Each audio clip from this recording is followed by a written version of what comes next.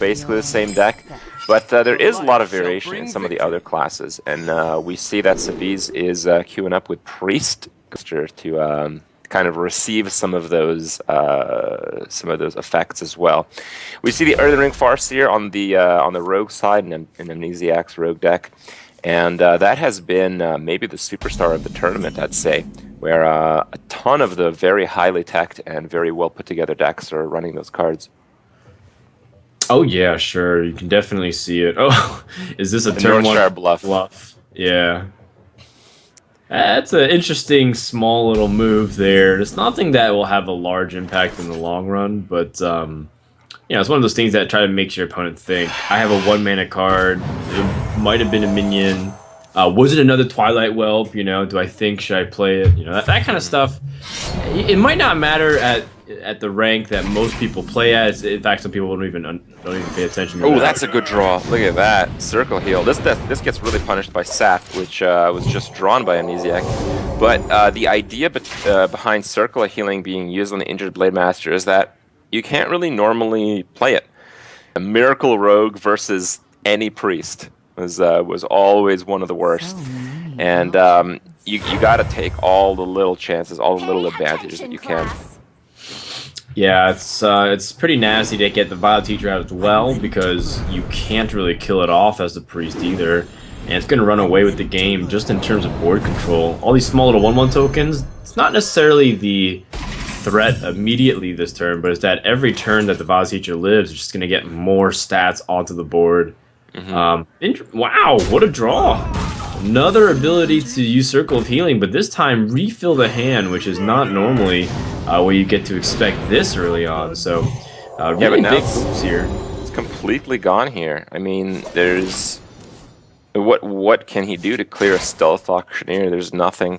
Savjz looks like Savjz gonna pop away really quick. We also did rearrange the schedule, everybody, because I know some people were expecting Trump's match to start things off, but I think that's going to be coming up second. Pretty excited to see if Amnesiac can advance, considering how new he is still to everybody in like Hearthstone, right? People still aren't very familiar with how Amnesiac plays. I mean, he's kind of one of these... When the combo pieces don't work together, the cards just... I mean, they really just suck. I mean, I don't know how to better put it. Flash Heal, when you don't have like an Akanai or a huge heal recipient, which is actually pretty rare, it's just not going to do anything. Yeah, it's a really good point. I mean, Flash Heal in itself has no impact onto the board, because, I mean, okay, that's not true. If you have, like, an Injured Blade Master #2, there's still uses for it, but it's like you said, in a vacuum, say hypothetically you both were top decking and you had empty hands, drawing Flash Heal off the top is not going to do anything. So that in that case, you're absolutely right. But in cases here where you can establish a firm board, whoa, there it is, the dream. Now you can also go Super Greed by healing it first, draw 2 cards, and then Flash Heal it, draw 2 more cards, and then all of a sudden you might be in a position where, I mean, you might have more cards. But a tempo. We're talking about a 2/4 taunt that just straight up dies to the 4/4 Drake. It's true. Not to mention Azure Drake with Spell Power and Rogue. There's so many easy ways for it to conveniently remove, like a backstab with just the hit on the dagger. So the tempo feels like it is negligible. Norshire Cleric's job is definitely done. Like, she did her part, drawing almost a full hand. Well, we're not off the job yet. We still got one in play here. I'm not even sure it's going to fall. I think the Drake might hit face. I think at this point the Priest has enough cards. You don't really care, do you? I guess you care then. Okay. Well, it's a valid question for sure. It's one of those things where, because the attack as well, he missed 4 damage and now the Drake dies. Assuming he used the Blackwing Corruptor. That's completely valid to evaluate, like, whether or not you need that damage. But maybe the Rogue feels like it has enough damage anyways, even without it. Oh man, backstab, pretty big. I got the best deal. So this is a pretty clear turn. You just gotta have to go for this. I don't know if you actually backstab this turn. I think you don't. There is no risk of Akunai being a lost. You can, right? Oh no, the Holy Nova Power Word Shield. Power Word Shield top deck could actually clear the board. Power Word Shield. Yeah, Pyromancer, Power Word Shield, Holy Nova for 3. Lotheb's not in this format either. It's an illegal card, so it's something that has helped rogues significantly. Yep, Flash Shield and Minion. This is the best sequencing for sure. Flash Shield being pretty effective this game. Like it's given him some opportunity to load up the board presence with the Injured Blade Master. It's counted as like an activator for a spell when you need it the most, and this is not usually what you see, an opportunity to kill off a stealth Gatchazan Auctioneer. That used to be the stuff of Priest Nightmares. Yeah. Now you have a clear with a Blade Flurry here, and I think you might just want to take that. Just the attack Blade Flurry, because the spell damage does 1 extra. Yeah, probably best to save your coin. In case you pick up another Auctioneer. You can Shiv. Oh. Thank you. Okay, he's going to try to save the Blade Flurry. Interesting. It also makes sense. Blade Flurry is one of your best cards against Priest. Oh, he does have Sylvan. Missing Light Bomb, and you have other stuff. But it's like, you know, how many combo cards does he have in his deck to make sure that he has other stuff to do? So. All right, well, there goes the Tomb Pillager. While it's not a huge immediate threat, you could definitely taunt up before it, but Savjz is really trying to play the denial game. He has the card advantage right now, and he knows he can maintain it if he denies a lot of these spell draws. Yeah, I like it. It's a pretty smart line of play to just deny any comeback mechanism that your opponent has. So he says, right around now, Rogue always just struggles to have cards to play. It just can't be mana efficient at all. All these spells are just cards that combo with other things. So he's going to take away one of its immediate threats, plus the added bonus of your opponent doesn't get the coin if he ever picks up an Auctioneer, so it's one less card. I like it. It's a smart move. I think he has to do a Twilight Guardian and a heal on the Injured Blade Master. Playing both just sets you up for a disastrous big Blade Flurry. Yeah, there's definitely potential still. Even though you lose the oil, there's still that threat of this rogue deck could have something. Wow, crushed! Priest steals one from the rogue, and that work well together. So ended up being okay. Now to radically shift gears, Rogue is going to stay for Amnesiac, while Savjz has moved on to the Shaman class, one that's been generally really good. Still on the more inconsistent side compared to Druid, because it feels like Shaman is a victim of being targeted a lot by some of these dragon decks. Not necessarily the case for Savjz because he's facing a rogue, but Shaman has had some ups and definitely some downs so far this tournament. It looks like this Tunnel Trog is going to actually make it. For now. The rogue has to hit it once with a dagger for it to die to an elaborate SI play next turn. Which is what exactly Amnesiac has to does. sell for it. Very good. I do, because of the threat of Feral Spirits. Your opponent's on coin.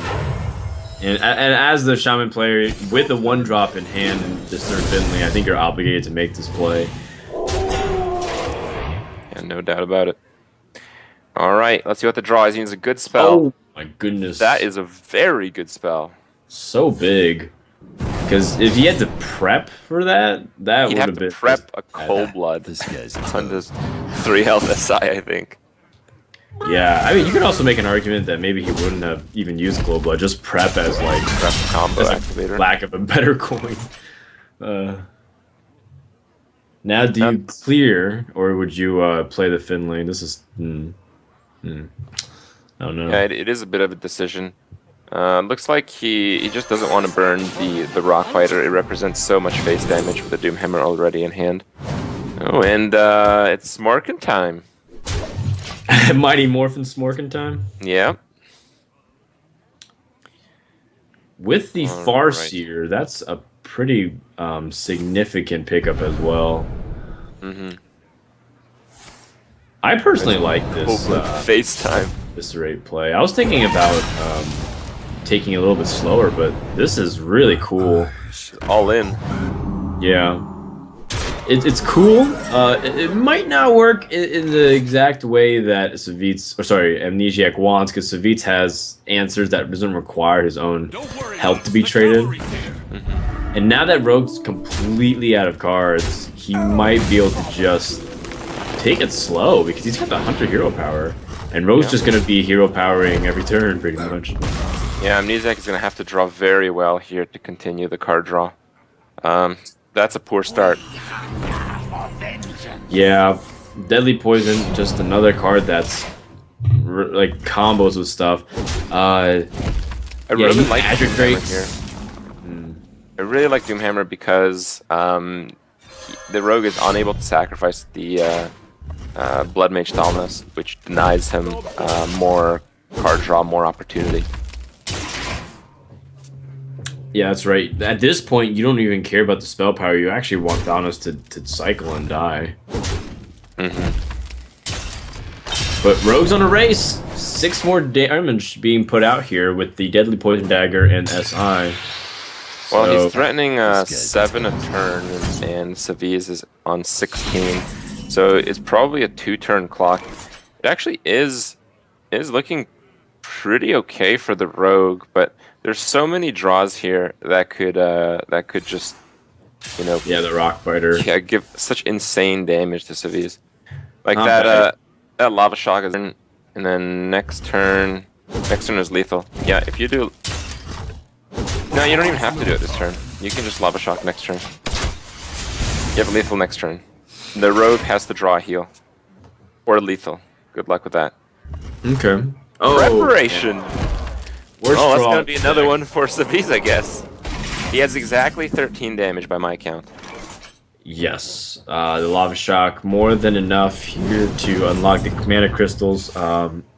Really nice stuff here by Savjz to make sure to just plan and think very carefully. But you know, this is just exactly the power of the that Hunter hero power, and what Sir Finley does to give flexibility to the class to give it reach otherwise. Because if it didn't have that and it just had Shaman totems, 8 short. It would have been very short. You know, looks like he managed all the way to the end. Yep. So now Savjz is up 2-0 very quick. And now it's going to come down to whether or not the Rogue can kill the Druid. And Druid's definitely failed a couple of times. Zulay being one of the players that he was up 2-0 and was not able to close it out.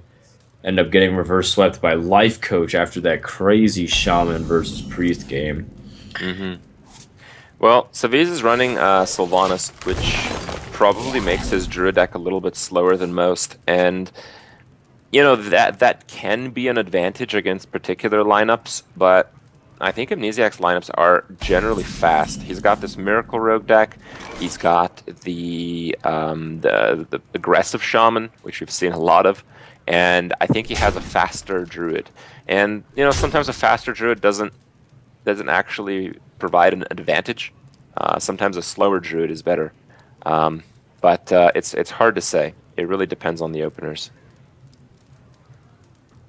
Well, speaking of openers, Savjz is really weighing his options here. The one thing you don't want to do is get hit by a Fan of Knives on the Living Roots.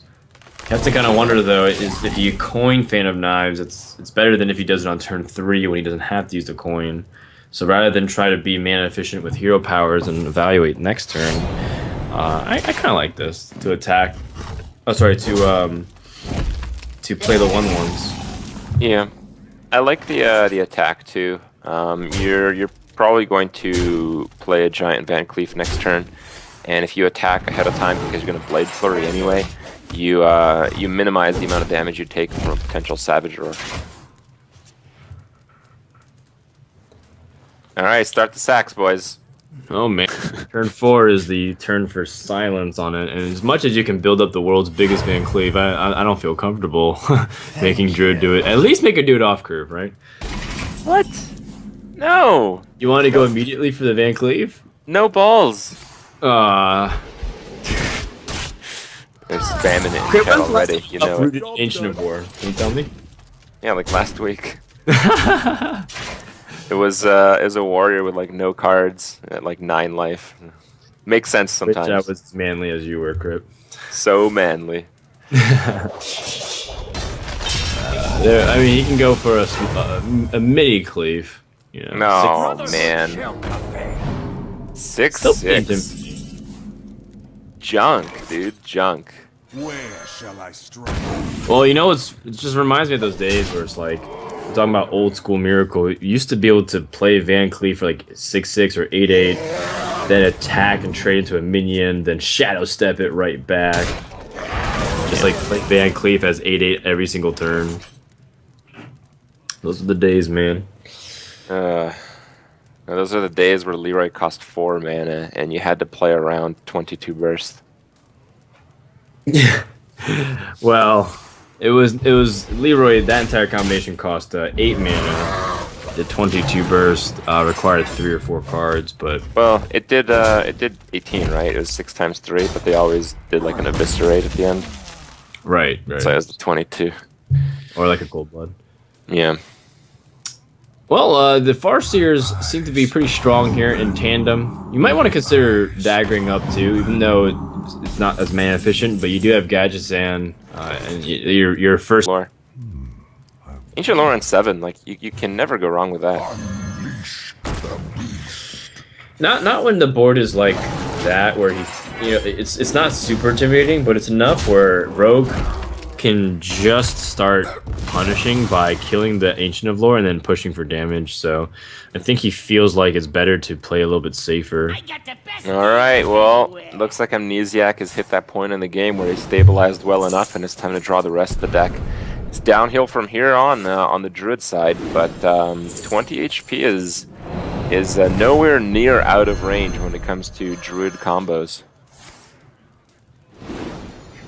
Yeah, it's definitely not impossible, but not likely given the hand of Savjz, and this is where being aggressive as the Miracle Rogue is going to be pretty... Yeah, I guess that's your best option. Give yourself a draw first to see if it changes, but if not, Drew the Claws, a 4 damage removal. Not very clean at all. Oh, perfect. Well, perfect in quotation marks until he sees a second auctioneer of being able to do stuff, or even just potential lethal. It's very difficult to do much here. I think lethal is pretty unlikely. Well, he just needs Eviscerate. That looks like lethal, doesn't it? Yeah, it wasn't damage. likely off the top, but yeah, he had to draw it off the top because he couldn't play the auctioneer with all that shenanigans, just because he had to play deadly poisons, and he only had 2 mana to work with otherwise. all right, great job by Amnesiac to climb back in the series. It's 1 game win, so it's not out of the question if you can come back in the series, but Lord knows it's going to be tough, just because how do you actually come? Implication, if it goes to Druid versus Druid, I think most likely we'll see the Keeper being wasted really before the Sylvanas is seen.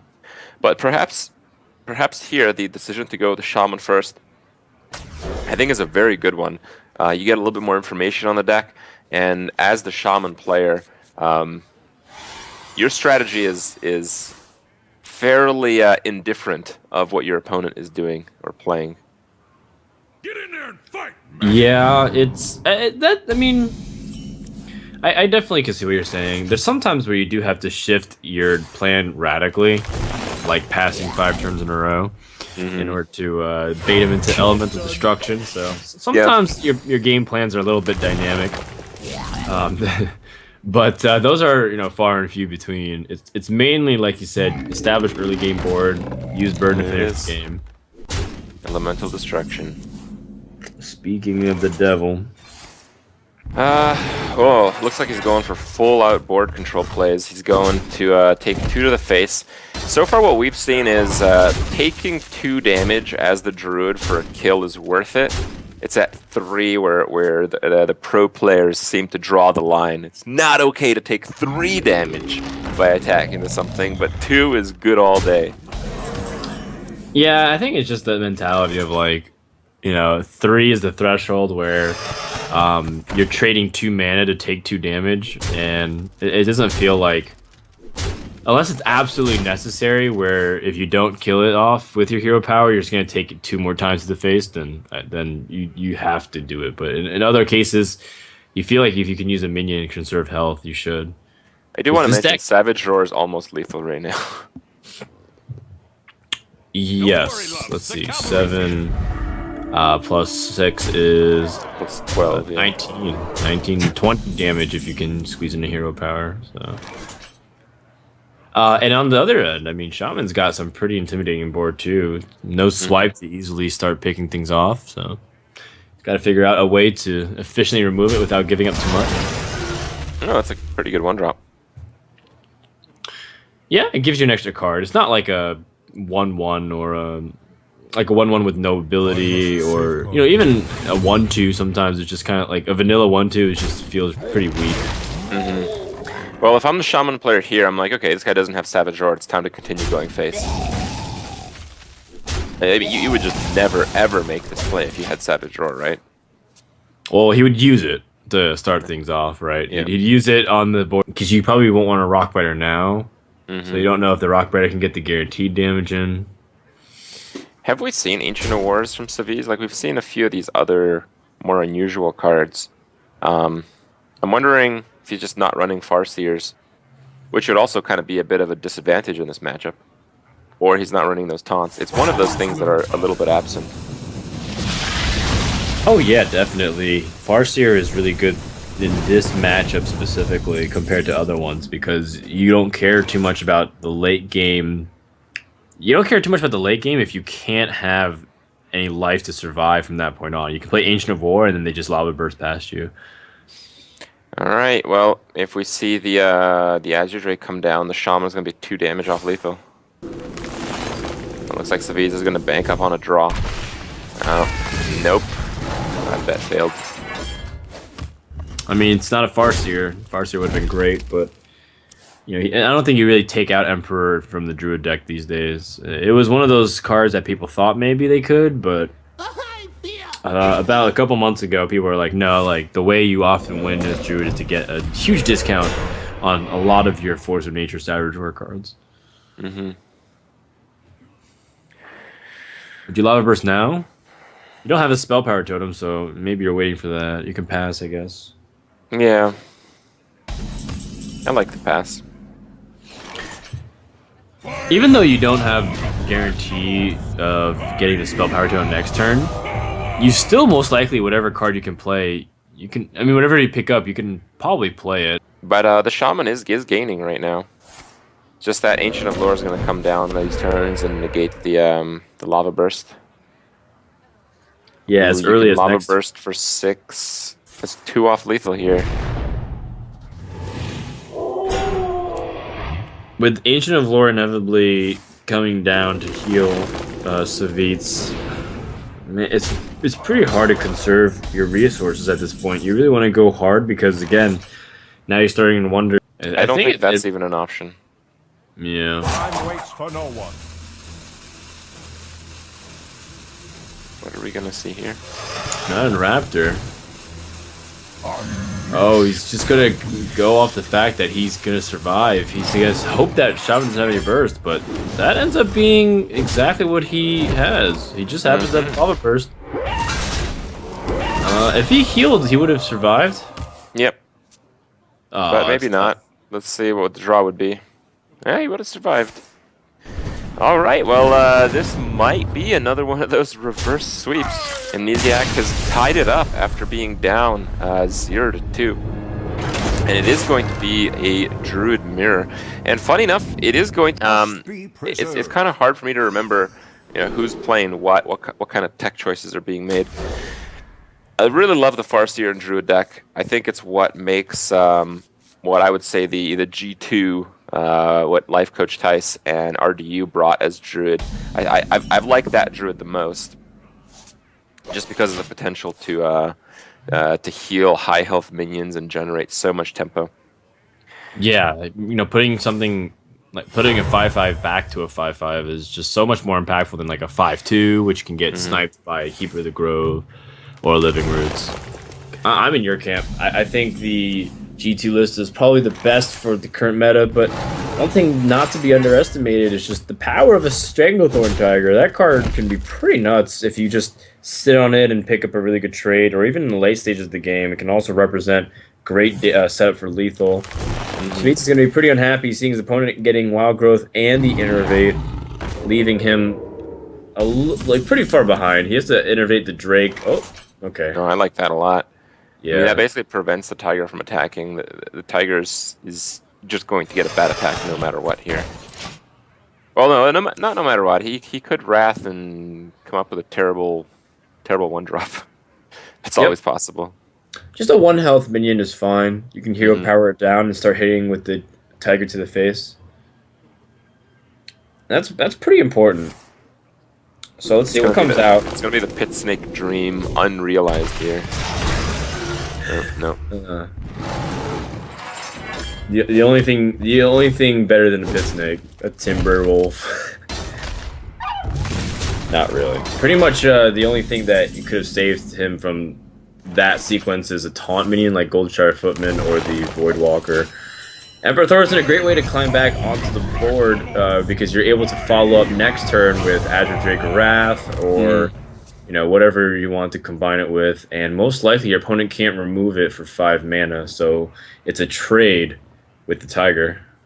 We have a Druid of the Claw draw, which is also a very good draw here. He could go charge and just start pummeling the face if he wants. Good thing he didn't. Yeah, because then the Azure Drake would have just destroyed him, but... Yeah. Yeah. I think you still Wrath for 2. I think he's thinking if he Wraths now, the Druid of the Claw will attack face, but if he Wraths later, then the Druid of the Claw will hit the Drake. Okay, so this is basically saying you need to trade it to my Drake. Otherwise I'll punish it heavily. The reason why you're not just blown out on the board right now, because if he healed that thing to a 4/6, you would have been forced to play the Keep of the Grove, which is just a much weaker card than whatever else you would have played.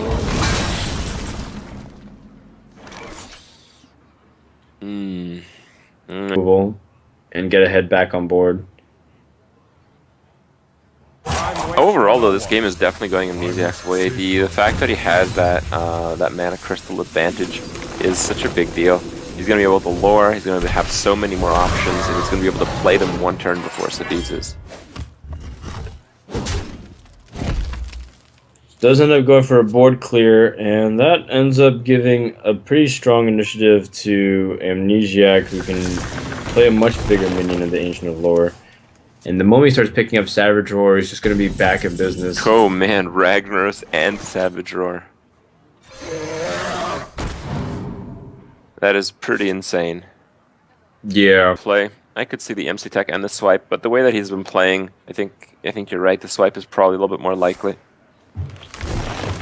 It's just so much about the board because let's just say in like a worst case scenario, your opponent has a swipe and like a Wrath, then how do you actually deal with it then? You're just going to be really far behind on board and you spend your entire turn removing to get nothing out. Here comes Ragnaros. If Rag hits face, I think that gives Savjz a chance to do something. I think. Okay. Hits a 2/4, the average result. That's a pretty good minion against Ragnaros. And you can drop Mind Control tag just to load up the board presence, and now you're on a Savage Roar draw to win the game, assuming your minion can survive. But you put your opponent on 19, which happens to be the health that if any of these 3 attack minions survive, you'll have exact lethal. I think we'll probably see a Master as well. You keep her first and make sure you can swipe that thing down. Yeah, but Ragnaros much less likely if you combo defensively. But if you combo defensively, you also take a little bit of damage. So I think I like your play better. I think playing safe in this position is the best way to do it. Amnesiac's running out of time! What happened?